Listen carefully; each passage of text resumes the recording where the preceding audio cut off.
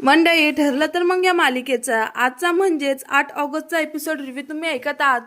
कसला जबरदस्त दाखवलाय प्रेक्षकांनो. आजचा एपिसोड प्रिया आली आहे बरं का. आता सुभेदारांनी काय जिरवली आहे तिची, आज अमेझिंग दाखवलंय. खूप मस्त एपिसोड आहे, शेवटपर्यंत बघत राहा. सुरुवातीला त्यांनी जरा मागून सीन घेतलाय. मधुभाऊ म्हणत असतात, बापरे हे असं कसं झालं ग, साऊथ्या सुरेशला आपण ओळखलं कसं नाही. तू काळजी करू नकोस, मी कोर्टात साक्ष देईल की तो सुरेश खोटा काका बनून आला होता त्या सोनलचा. तू टेन्शन नकोस घेऊ बेटा. आता त्याच वेळेला अर्जुन मनात विचार करत असतो आणि म्हणतो, काय सांगू तुम्हाला मधुभाऊ, तुमची साक्ष कोर्टात ग्राह्य धरली जाणार नाही. अर्जुनला वेगळंच टेन्शन आलंय बरं का मंडळी. पण आता अर्जुनने सायलीचं वकीलपत्र घेतलंय हे आपल्याला उद्याच्या भागात बघायला मिळणार आहे. पण आजचा एपिसोड 2 मच सॉलिड आहे, शेवटपर्यंत बघत राहा. सायली मधुभाऊला दिलासा देत म्हणते की काळजी करू नकास मधुभाऊ, सगळं सत्य सगळ्यांसमोर येईलच बरं का. मला सांगा गौरी कशी आहे. मधुभाऊ म्हणतात, काय सांगू बेटा, तू नसल्यापासून तिच्या डोळ्यात सतत पाणी असतं आणि ती सतत सारखी रडत असती. सायली म्हणते, तिला सांगा काळजी करू नकोस, मी लवकरच परत येणार आहे. आणि सोनू मोनू अभ्यास करतात की नाही त्यांना अभ्यास करायला सांगा. पूर्णा म्हणते, सायली बेटा तू इथे एवढ्या त्रासात आहे पण तू आश्रमातल्याच मुलांचा विचार करते, त्यांचं व्यवस्थित बोलणं चालू होतं बरं का. आता ही प्रिया आहे बरं का, मध्येच आता प्रियाचा एवढा अपमान करतात. हे सगळे मिळून प्रेक्षकांना मस्त दाखवलंय. पण ती काय तिची ऍक्टिंग करायची थांबत नाही. बाबा पूर्णाजी असं बोलल्या सायली काहीतरी बोलणार, तेवढ्याच तिथे प्रिया येते आणि म्हणते, पूर्णाजी आलीस तू, कशी आहेस ग पूर्णाजी, असं प्रिंटेड करते जसं काही सगळेजण तिलाच भेटायला आले आहे बरं का. आता बघा प्रिया या सगळ्यांच्या समोर येते.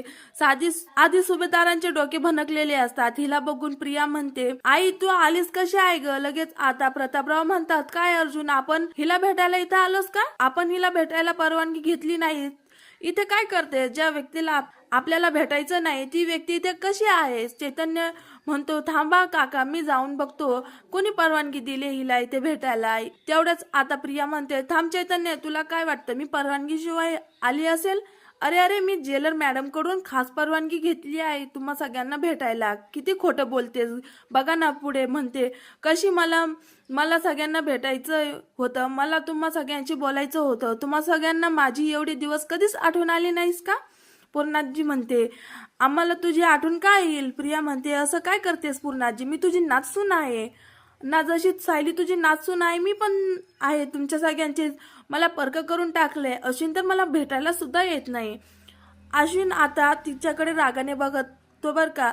प्रिया पुढे म्हणते, मी माझे सगळे गुन्हे कबूल केले ना, तरी तुम्ही माझं नाव टाकून दिलं. आणि ही सायली हिच्या बाबतीत पण आता हेच करणार आहेत का तुम्ही सगळे. सायली तिच्याकडे रागाने बघत असतात बर का. मग काय लगेच कल्पनाताई म्हणतात, माझ्या सायलीने काहीच चूक केलेली नाही. प्रिया म्हणते, अगं आई तू असं बोलून काय होणार आहे. इथे सगळ्यांनाच माहित आहे सायलींच्या विरोधात खूप मोठे पुरावे आहेत. तुम्हाला तरी किती साधी बोळी वाटत असेल, पण हिने केलेला गुन्हा खूप घाणेरडा आहे बर का.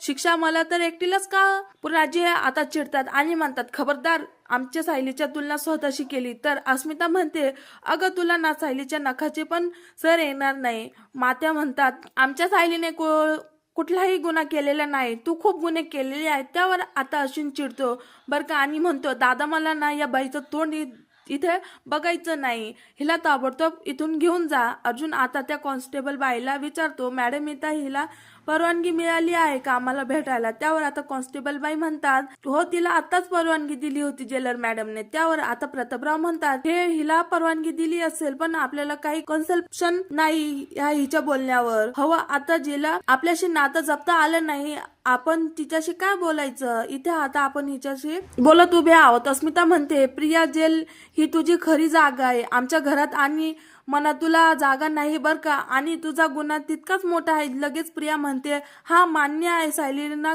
काही नाही केलेल्या गुन्ह्यापेक्षा हिचा गुन्हा जास्तीच मोठा आहे. पूर्णाजी म्हणतात, सायली निर्दोष आहे आणि अजून तिच्या या खोट्या आरोपातून लवकरात लवकर सुटका करणार आहे. आम्ही सगळेजण सायलीच्या पाठीमागे ठामपणे उभे आहोत. पूर्णाजी असं बोलताच प्रियाला अगदी सडेतोड उत्तर देतात आणि हे सगळे एकमेकांचा हात धरतात बर का. हे बघून प्रियाला खूप कसतरी होतं. प्रेक्षकांनो इथे त्यांनी छान म्युझिक वगैरे लावलंय. सायली पण मग सगळं प्रतिमा तिच्या हातात हात देते आणि या सगळ्या एकजूट दाखवलेली आहे. प्रियाला छान वाटला हा सीन बघताना. पुढे बघा आता सायली म्हणते, प्रिया आमच्यातली एक भक्कम व्यक्ती आहे बघ, त्यामुळे तू परत आम्हाला छळू शकणार नाहीस. तुला जे विजय मिळतात ना ते तात्पुरते आहेत बर का, ते तू साजरे कर, कारण अंतिम विजय आमचाच असणार आहे. सायली जेव्हा प्रियाला असे बोलते तेव्हा प्रिया बघतच राहते बर का सायलीकडे. सायली म्हणते, माझा आणि माझ्या परिवाराचा, माझ्या कुटुंबाचा विजय होणार आहे. आता असं जेव्हा सायली बोलते तेव्हा लगेच म्हणते प्रिया, अगो सायली, मला पण या एकाची अभिमान आहे ग, मी पण एक कुटुंबाचा एक भाग आहे. मग तुम्ही तुमच्यात मनातलं मला काही घेत नाही. आज आपण किती दिवसांनी भेटले सगळेजण. हे पूर्णाजी मला जवळ घे ना ग. हे बघ माझ्या पोटात वाढतंय ना, हे तुमचं पतवंड आहे ग. पूर्णाजी तिच्याकडे बघून तोंड वाकडं करते.